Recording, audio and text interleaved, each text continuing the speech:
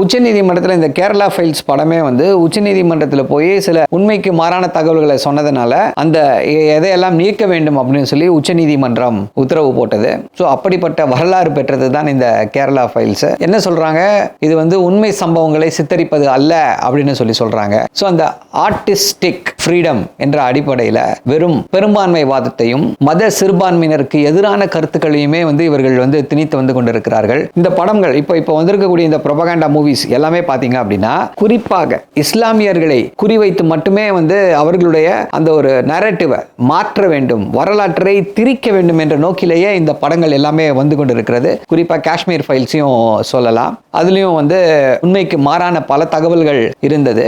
இன்னொரு முக்கியமான இது என்னன்னா, இந்த படங்கள் எல்லாம் பாக்ஸ் ஆஃபீஸில் ஹிட் ஆகுதா, இல்லை இந்த படங்கள் எல்லாம் படத்தை எடுப்பவர்களுக்கோ ப்ரொடியூசருக்கோ ஒரு மிகப்பெரிய ஃபினான்ஷியல் கெயினை கொடுக்குதா அப்படின்னா, முக்கியமான படங்களை தவிர 2-3 படங்களை தவிர மற்ற படங்கள் எதுவுமே வந்து பெரிய ஃபினான்ஷியல் கெயினை கொடுக்கல. ஆனாலும் வேற வகையான பலன்களை இவர்கள் எல்லாம் அனுபவிக்கிறார்கள்.